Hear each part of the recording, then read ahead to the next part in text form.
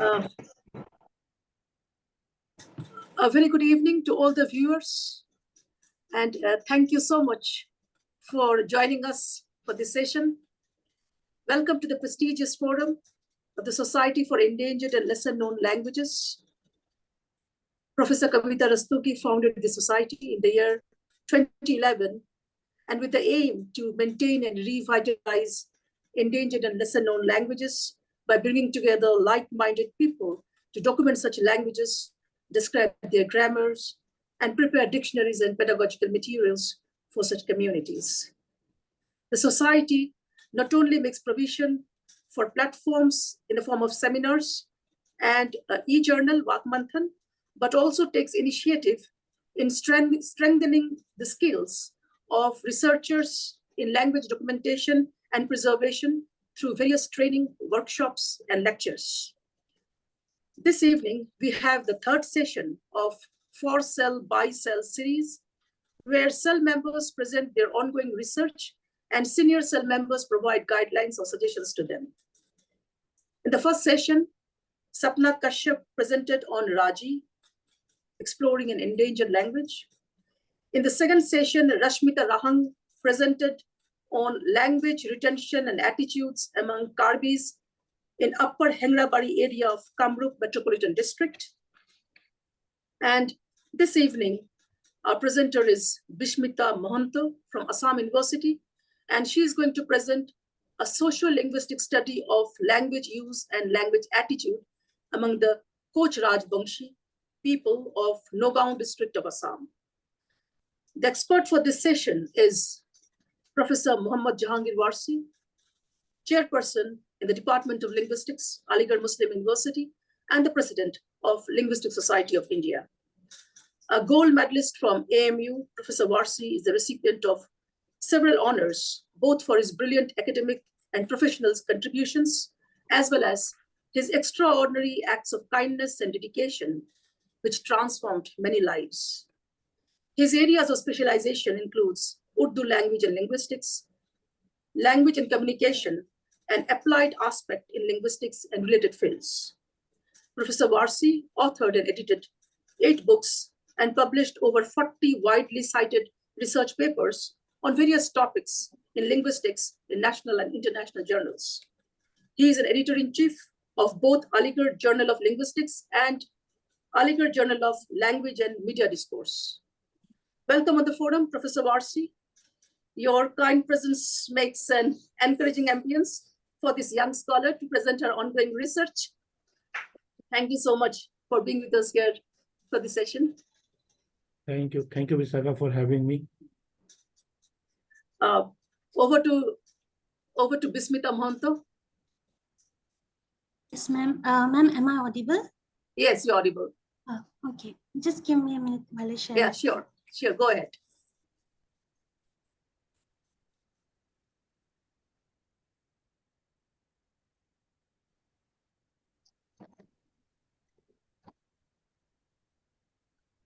Yes, a very good evening to everyone. I am Bismita Mohanta, PhD scholar of the Department of Linguistics, Assam University. And today I'm grateful for SEL for giving me this opportunity to present my paper titled A Social Linguistic Study on Language Use and Attitude among the Koch Rajbangshi people of Nagaon district of Assam. So, social linguistic study of language, endangered languages. Mere paper ka. Yes, so here it's an overview, like the points that I will be covering in today's presentation. So, Boro language mein bahut log kaam kar rahe hain. Very lucky. Bihung Brahma, you know Bihung Brahma? Bihung. Then proceed with like an introduction on Bihung Brahma hai, abhi on hero their hai, origin, culture, and language. अच्छा कर रहे हैं और उन लोग के अंदर जो करते थे नहीं था इसलिए अभी बिहुन स्टार्ट कौन किया एक फीमेल था I think there is a echo. May I request the participant to mute themselves so that Monali लंगसा Monali लंगला है वो दिमासा है लेकिन Atre Mukherjee then Manavendra Pratap Milak. Monali, well, all have muted. Manvendra Pratap. Okay, then that's okay. Okay, fine. Yeah, I think it's fine now. Okay. Yeah. All right. Yeah, so here's an overview, like the points I'll be covering in today's presentation. So first I'll begin with a brief introduction, and then on Coach Rajbangshis. There I'll talk little on their origin, culture, language, the socio-cultural background, the number of speakers, dialects, and the script they use, and then proceed to the objective of the study, then methodology, findings, and the conclusion. Okay, to begin with, in social linguistics studies, language use and attitudes are central themes that offer profound insights into how language operates within a society. Researchers in the humanities and social sciences have been interested in language attitude since the early 1930s. Language attitudes, identity, and language use patterns have all been the subject of in-depth research by academics from many nations. Language use encompasses the various ways in which language is employed by individuals and groups in different settings. This includes an exploration of regional and social dialects, multilingualism, code switching, and the functional aspect of language. Research shows that language use has a big impact on language attitude and how the speakers create their identities. Language attitude is the belief and feeling that people have about different languages and the language varieties. Understanding language use and attitudes is crucial as it can enhance communication in multilingual societies, aiding in the development of educational programs that respect and incorporate students' linguistic backgrounds. It also contributes to the preservation of endangered languages and linguistic diversity. According to Goshen, more than half of the people on the planet are multilingual. Multilingualism is becoming more important as the world grows more interconnected and people engage with more people who speak different languages. Depending on who they are speaking to or what they are doing, people frequently prefer to use a different language. The northeastern region of India is home to many ethnic communities. Among the other states, Assam, which is located in the eastern Himalayan foothills, holds a significant place among all the states. The state exemplifies a complex and vibrant multilingual society. The region is characterized by its linguistic diversity, which is influenced by historical migrations, cultural interconnections, and social political factors. The state differs slightly from other hill states linguistically. For numerous ethnic communities of Assam, the primary language and the lingua franca is Assamese. Assam is home to multitude of languages including Bengali, Bodo, Hindi, Dimasa, Garo, Missing, Karbi, Nepali, and many others. And consequently, it may be claimed that the people of Assam live in a multi-ethnic and multi-religious community. Among all the indigenous community of Assam, the Koch Rajbangshi community, also known as Koch Rajbanshi or Koch Rajbangshi, is a significant ethnic group and the earliest inhabitant of Assam. Usually, the community has been living in the whole of North Bengal, but a sizable portion can be predominantly found, particularly in Dhubri, Bongaigaon, Gwalpara, Udalguri, and Nagaon districts of Assam. It is to be noted here that the Koch Rajbangshi is sometimes used separately as Koch and Rajbangshi. But in case of Assam, it is used as one, not separately. And this is evident from the names of various organizations such as All Assam Koch Rajbangshi Sammilani and All Assam Koch Rajbangshi Students Union. So here's the map, like the districts, showing the districts where the Koch Rajbangshi language is spoken. You can see it is found in Nagaon, Udalguri, Bongaigaon, Gwalpara, and Dhubri. So yes, the racial origin of Koch Rajbangshi is a matter of controversy, while some group of scholars insist that Koch Rajbangshi belong to Dravidian race, while the other group claims that they belong to Mongoloid race. Damant in 1880 provides us with a classification of Boro group languages, which he termed as Kachari Koch subfamily. And then later on in 1903, Grierson considered Koch to fall under Garo subgroup in the name Koch dialects along with Achik, Abeng, Atong, etc. And the beginning of the 21st century witnessed a reclassification of Tibeto-Burman languages, both by Graham Thurgood and Robbins Burling. Burling in 2003 provides us with a brief typological sketch of the Tibeto-Burman languages spoken in the northeastern region of India. And from the classification of Burling of the Boro Koch branch provided by Burling, it is observed that the Garo language is closer to Boro, but Koch is considered to be less close. It is classified as a Boro Koch subgroup instead, and Burling states that linguistically Rabha, Atong, Duga, and Koch, along with his dialects like Tintekia Koch, Panang Koch, and Pani Koch, spoken in the western part of Garo Hills, cannot be considered as Garo. He also rejects the term Garo of Jalpaiguri put forwarded by Grierson in 1903.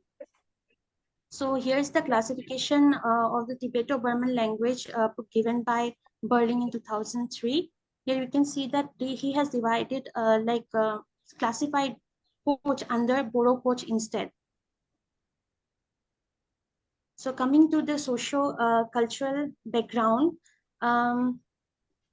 Koch Rajbangshi culture is deeply rooted in tradition and reflected in their daily life through vibrant folk music, dance, cuisine, attire, and festivals, all showcasing a blend of historical and local influences. Traditional music and dance forms like Ojapali and Satriya Nitra are central to their culture, serving as mediums for storytelling and emotional expressions.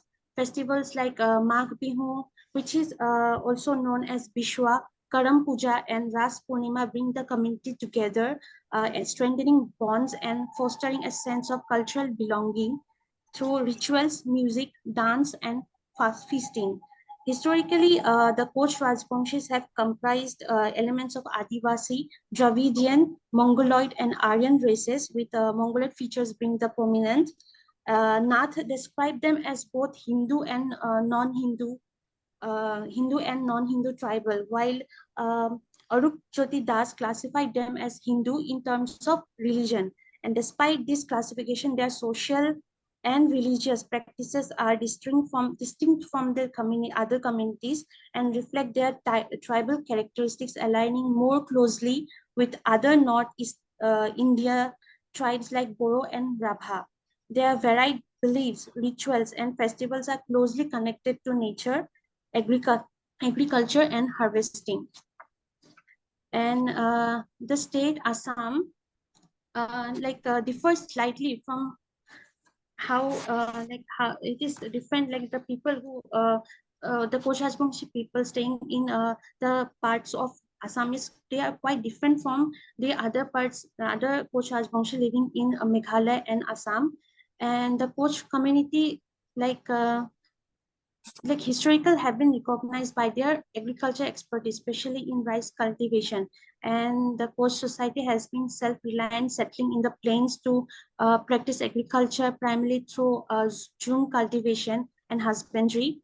Traditionally, Koch Rajbangshi society was matrilineal, giving women a dignified position in decision-making and cultural rituals with no dowry system. Currently, the family structure has shifted to a patriarchal system where the eldest male member holds significant decision-making authority over family matters, finances, and social obligations. And traditionally, the traditional family structures are still common among the Koch Rajbangshi community, but the socio-economic changes and urbanization are shifting family dynamics. Now the nuclear families are becoming more and more prevalent, especially among the younger generation moving to urban areas for education and employment.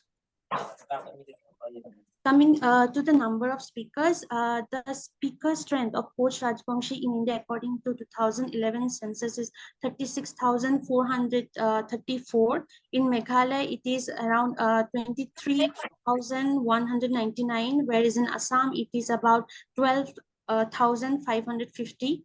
And in West Bengal, it is about 427 speakers. Conduct of in 2013 notes that the Koch people, they are divided into 9 endogamous groups. Nowadays, however, the speakers of only 6 groups, namely Tintikia, Wanang, Harigaya, Morgan, Koch Rabha, and some Chapra continue to speak their original Tibeto-Burman language. The other 3 groups, Satpari, Sankar, and Banai, speak their Hajong or mixed language, which contains features of Bangla and Assamese, and is sometimes referred to as Jharua, a derogatory term meaning of the jungle. And though Koch Rajbangshis have their own oral language, they do not have a common script. Therefore, they use Bengali script in Bengal and Assamese script in Assam for their convenience.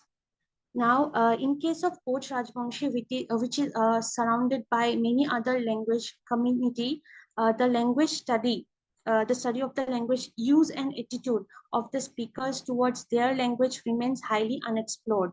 The proposed study intends to undertake this task with the objective of testing the attitude of the speakers towards their language and other languages they know. The idea of the proposed study emanates from the fact that in a community where different language groups coexist, language attitude plays an important role in the lives of the users of these languages. And keeping this in mind, that the study was undertaken and is confined to the speakers of the Nagaon district of Assam, which is one of the 35 administrative districts of Assam in Northeast India. The research was conducted both qualitative and quantitative in nature, and a field work of this particular community. The field study was conducted from 17th April of 2024 to 19th of April 2024, and the villages which were chosen for the study are Raidinya, Jajori, and Nosatra of Nagaon district. The data is collected on the basis of personal observation, discussions, and self-constructed interviews and interactions from both male and female, as well as literate and illiterate, also through recording and questionnaire, which included both open and close-ended questions. The sample undertaken for the study is done through simple random sampling method, which is the statistical method that randomly selects a subset of individuals from a larger population, with each individual having an equal chance of being chosen. The respondents were then classified in 4 age groups of 15 to 25 years, then 26 to 40 years, 41 to 60 years, and 61 and above years of age. So here you can see the percentage of the percentage of the respondents that were taken into the consideration. Like 18% of them belong to the age group 15 to 25, and 15% belong to the age group of 26 to 40. Then 40% belong to 41 to 60 age group, and 27% belong to 61 and above age group. And here, the next pie graph here, you can see the male and female percentage, like 21% were females and 79% were males. Here, I would like to say why the ratio, male-female ratio is the male, we have more male respondents than compared to the females. It is because males were like Coach Rajbangshis by birth, but they have married to the Assamese married females from the Assamese community. So this is why the percentage of female speakers residing in these three villages are less compared to the males. So here shows the findings. The choice, when it comes to choice of language, it is found that among the 33 respondents, 4 of them responded to prefer using the Coach Rajbangshi language, but due to limited number of speakers at home and the locality they reside in, they have been using Assamese instead of Coach Rajbangshi at home. And 17 of them reported to prefer to speak Assamese in Assamese with everybody, around in home and also outside. 7 respondents prefer to speak in both Assamese and Hindi, and 5 prefer to speak in both Assamese and English language. So coming to religious activity, it has been reported that while praying and also in the religious gathering or community gatherings, they mostly use Assamese only in all the situation. They do not use Coach Rajbangshi at all. And then yes, when the question was asked like which language they have learned first, they have responded that around 21% among 21% have claimed that they have learned Coach Rajbangshi first as a child, while 22 of them claim that they learned Assamese first, and the remaining 67%, which is around 7 of them, responded learning both Assamese and English first as their first language. Yes, it was seen that nearly 80% of the respondents, they have given us, they have responded that they prefer watching Assamese programs, while a very few people responded that they do not watch Assamese program, rather they prefer Hindi instead. And the reason for this can be said that the Coach Rajbangshi, they do not have their own respective TV programs or news, even news channels. So it was seen among the 4 age groups that the younger generation, they prefer reading English newspapers more, while the older generation, they prefer reading Assamese newspaper and watching Assamese news instead. So out of 33 respondents, 4 respondents claim that they can speak their mother tongue to some extent, and 24 respondents claim that they do not speak their mother tongue well, and 5 out of them claim that they do not know how to speak their mother tongue at all. So yeah, thus from here it can be seen that thus maximum, like among 33 respondents of them, they have reported to their bilingual ability, and 26 of them, 26 of the respondents, they have reported knowing to speak at least 3 languages, that is Assamese, English and Hindi. Thus, we can come to the conclusion that the multilingualism is a common phenomenon among the speakers of the Nagaon district. The present language also examined the 5 language domains.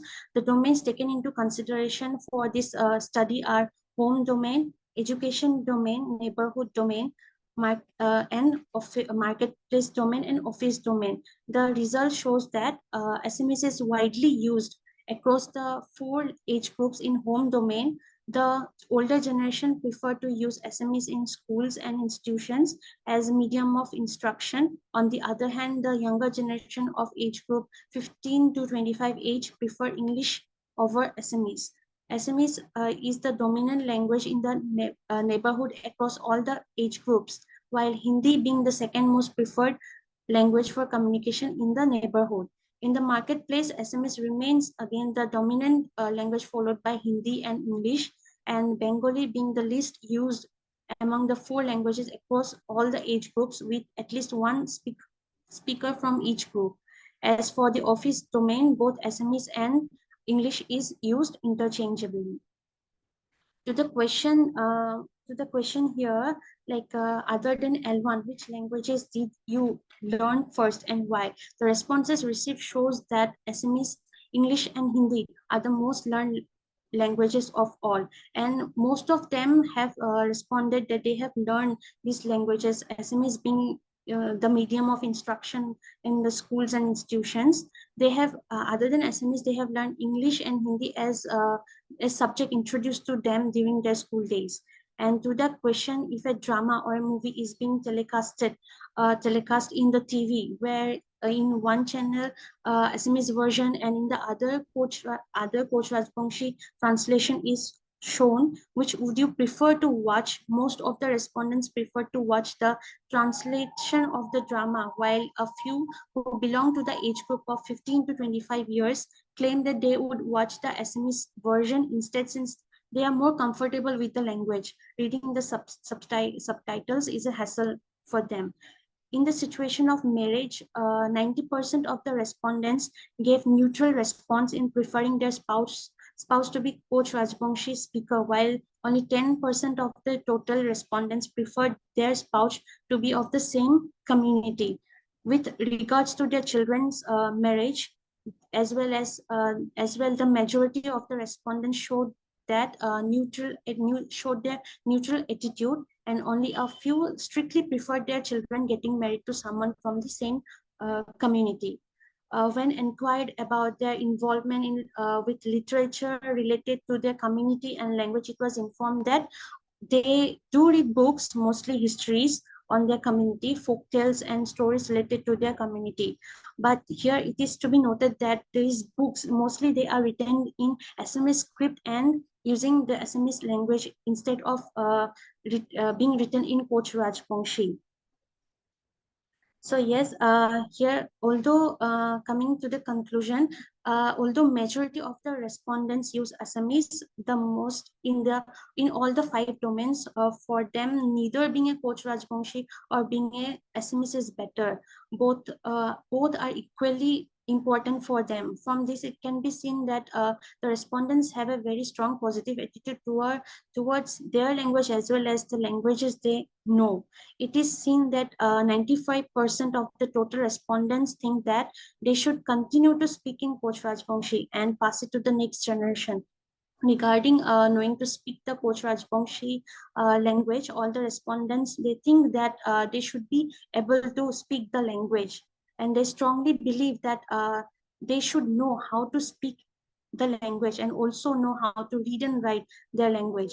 The feeling of identity crisis and drive for revival of their distinctiveness through socio-political movements are evidence of their effort to hold onto their culture and tradition and language. From the findings, a conclusion can be drawn that the Coach Rajbangshi people residing in the Raidingia, Jajori, Nasatra village of Nagaon district of Assam are mostly bilinguals and multilinguals to some extent. The people have a positive attitude towards their language, and they show their willingness to learn the language and make provisions for their children to do the same. As this was just a preliminary field work and only a brief information with some data which do not cover every aspect of the language could be provided here. And due to the constraint of time, the present study was limited to only one district of Assam, which is Nagaon. An extensive study is still required to be carried out in the other districts, namely Bongaigaon, Dhuburi, Gwalpara, and Udalguri, which will further help to investigate and get an overall idea of language vitality, and then a comparison can be made between all the districts. So yes, that was all for today. Thank you so much. And if you have any questions, please feel free to ask, and your valuable suggestions are always welcome. Thank you. Great presentation, Bismita.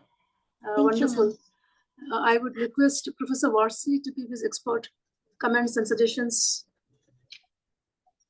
Basically, no one is expert, Vishakha. We are all the learners, and we learn from each other. And this is a process through which we get to know the work being done by other colleagues, other scholars. First of all, I would like to congratulate Bismita There are a few things for the wonderful work you have taken. And this is time. The reason I'm saying, when one side of the world in the scholars are talking about the people about the language endangerment, like the languages are being endangered and they're going to be done, and they have some estimation about that. At a time when you are working on a smaller dialect or a smaller languages which are spoken by very few people, it's going to be a great contribution, great work to enhance the knowledge or preserve the linguistic uh, treasure that we have, that we are known for, that India is one of the richest linguistic nation in the world that we claim, and we have done. Recently, we have realized that the many Indian scholars become serious, and because earlier work, if you look at the, you have yourself mentioned about the Grierson survey. He was a foreigner. He saw the treasure that we had, and he done the first linguistic survey of India. Then after that, that Devi has done, and then there are many recent decades, we can say, like there was so much interest among Indian scholars. They decided and they start working to preserve, to promote, and to protect their own languages and cultures. Right? So it has, and now you can see the result. Many IITs, many IIMs, they are going for interdisciplinary approach to study their language. Not so, IITs have humanities department, IIMs and central universities, most of them either linguistics or humanities or combined with other things like translation and stuff like that. So you have chosen a very good topic, and I have few suggestions, like and suggestions are always to agree and to disagree, like like so having seen that your work, you are doing a good job. Have you, my first things, like, have you seen the work of J.M. Daimari in 2020, who has done the same with the same title, the Sociolinguistic Study of Language Use and Language Attitude among Bodo people of Udalguri district of Assam? Have you seen that, like, what? Yes, sir. I came across the paper. You came with the film. So now, Yes. can okay, let me go. Sorry for interrupting. Let me go first to the audience. If they have any question, I will give my suggestions at the end of the questions, if they have any to ask and to suggest. And this would be good for Bismita. If any suggestion that you can provide all the audience I'm talking to, that would be of great help for her research. So any questions, any comments, any suggestions are welcome from the audience, please. Thank you for the wonderful presentation. May I ask my question? Yeah, go ahead, please. Sure. Yeah, so I wanted to ask, you had mentioned that the matriarch to the patriarchal system. Your voice is broken. We cannot hear anything like you. Hello. Am I audible? Now, Yes. you are audible. Yeah. So I wanted to ask that you had said that society has shifted from the matriarchal to the patriarchal system. And then you mentioned that you talked about urbanization. My question is urbanization, how much is urbanization responsible, and what is the impact on the language items, the items of language? Are terms disappearing? Are certain terms getting added because of it? Or are the terms remaining the same, but somehow those terms have semantic shifts or extensions and are getting adjusted to this new system?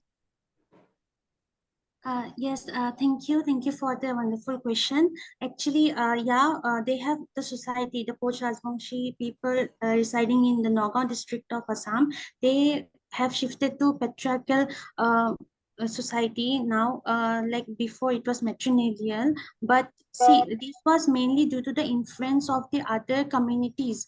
They are surrounded. In case of Nagaon district, they are mostly the Assamese community. Okay, so the influence from the Assamese community and also the Bengali community. It's is acting as a like the influence is more when it comes to influence of their language, their habits, their traditions and culture is seen like merging into this community more. So because of those influences, as well as the neighboring language community as well, because of their influence as well, like they have slowly shifted to other, like now when it comes, when I conducted this study, like did the field work, I have come to know that these people, they have, like, even while praying, they do not use their language anymore. And when it comes to their attire, even their attire, traditional attire, they mostly, most of them, like I have seen most of them, they have been wearing our Assamese traditional attire instead of they wearing their traditional attire, even during the community gatherings. So it can be said that these the other communities, they have influenced the community, Koch Rajbangshi community residing in Nagaon district of Assam, and because of them we see this certain shift in their language, as well as their tradition and culture as well.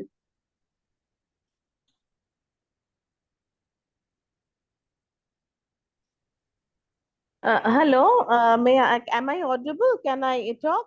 Yes, Yes, sure. sure. Yes. Actually, thank you, Bismita, for your very subtle observation, I must say. And you are very much right that the Koch Rajbangshis were Aryanized and Hinduized during the period when Koch rulers used to rule in the northern part of Bengal, and they have completely shifted from the Tibeto-Burman variety to the Indo-Aryan variety.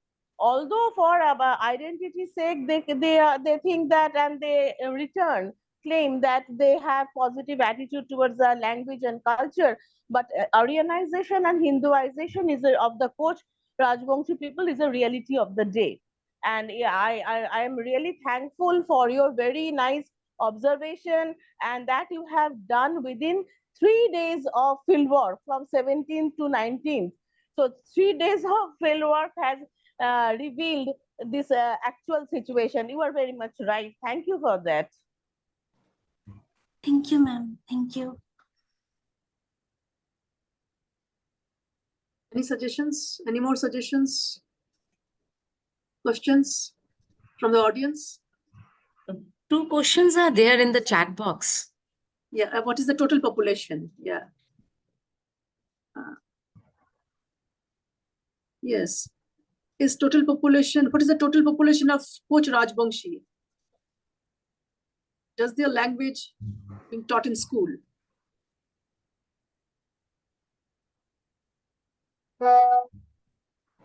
No, their language is not taught in school. They do not have a medium of, it is not introduced as a medium of instruction as well. They do not have it even as a subject in their school. And regarding the total population, just give me a second.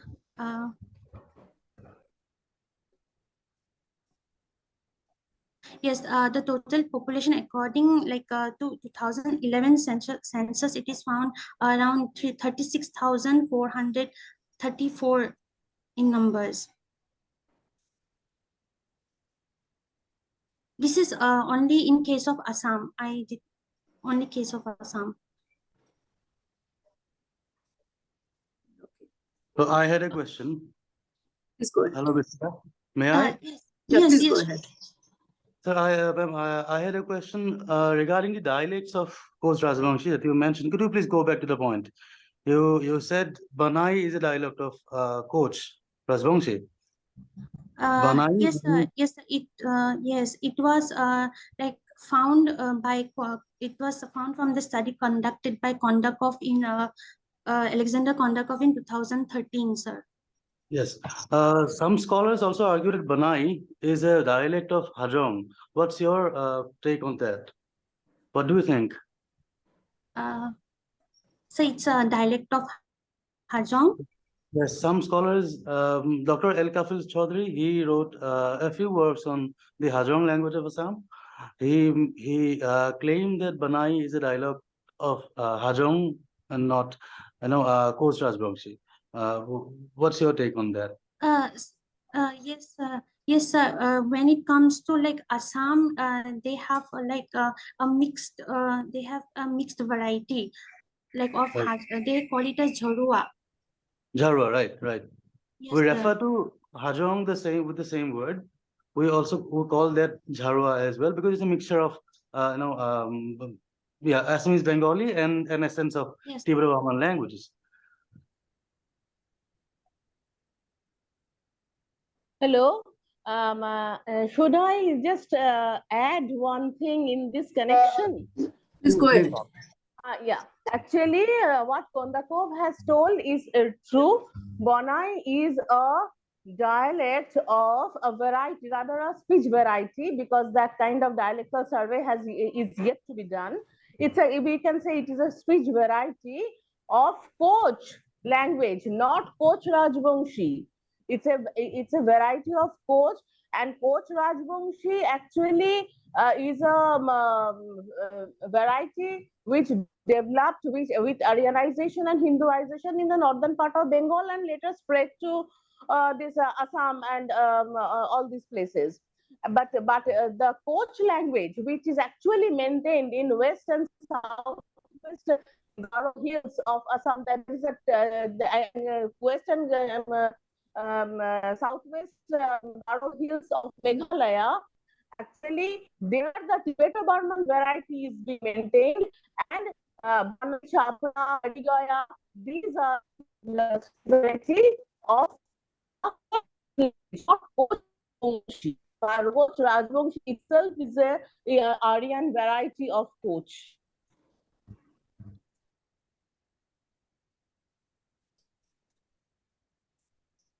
All right. Okay. Thank you, ma'am. Anybody else? Over to Professor Varsi. Okay, Vismita, you have seen the diversity of the questions that you have been, and I'm glad to know that I didn't know that within this 2-3 days sampling that you came up with this presentation. So you deserve our appreciation. However, if you look at there is work done by bakers, bakers have done attitude towards language scale that's called ATLS and developed in 1993. So, and this model that's comprised of 28 items. They have asked the people to ascertain the language attitudes and language use to the people. And it has sub-scales also that tap different domains of the language attitudes. So this subset that included in the domain I think you can, if you go into further studies, and that would be a great, the similar large scale studies can be conducted with the different sampling to solid suggestions and language policy based on the attitude and needs of the people of that region.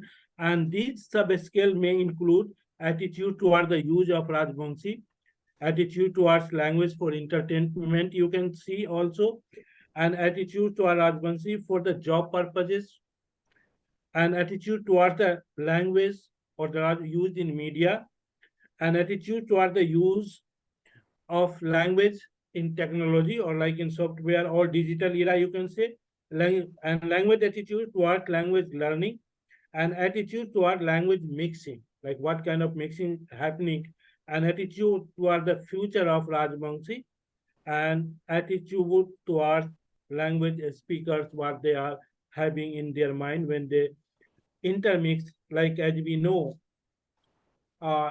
in a society where different language group coexist, language attitude play an important role in the lives of the user of those languages or dialect that is spoken in that area. And if you remember, you have rightly said language attitude is a set of belief of the speaker and their psychological dispositions to behave in a particular way. It is by Gardner 1985 studies, they mentioned that. And this history is not new that somebody is, we are not doing something new, but recently the study has taken the momentum, but it has been done earlier in 60s. And it was done by Lambert et al. In 1960 when they have studied the language attitude of that region. It was done in like French, English bilingual context, but we are living in a multilingual society where we can see all these things can be taken up. So when this I have the suggestions like with this limited data, like with the limited contours that you have taken as a measurement to study the language use and attitude, look at the other words, look at the scale they have used to, and to make it further wider and make it more comprehensive a statement about the language use and attitude that you are doing. And this is initial stage. And with this of my comment, I must congratulate you for taking up this work. And North is having a potential linguistic scenario, good scenario, where you can come up with good outcome, where it could be a very helpful to in looking at the sense of how the people are behaving in a multilingual context about their language use and language attitudes. So with these words, like I can congratulate you one more time, and thank you, Vishakha. Thanks to the SEL for having me. Thanks to Professor Kavita Rastogi ma'am for taking up this challenging task. But this is for also rewarding and a service to the community, those who are feeling their language are endangered. So thank you all for having me here. Thank you so much, Professor Varsi. Bismita, I will just like to give one suggestion. I would thank for Shatarupa for giving such good suggestions. You should read her book, A Socio-Linguistic Profile of Koch by Shatarupa Datta Mujumdar. Yes, That is a yes, very ma'am. book. Have you gone through this book? Yeah, you should go through this book. Yeah, she's an authority on this language. Thank you, Shatarupa, for this. Okay, thank you so much. Thank you, all the viewers. I would like to request you all be a member of SEL. And for this, you will have to go to the link www.selindia.org. Be a member of the SEL. Thank you so Dhanyavad, much. Varsi ji.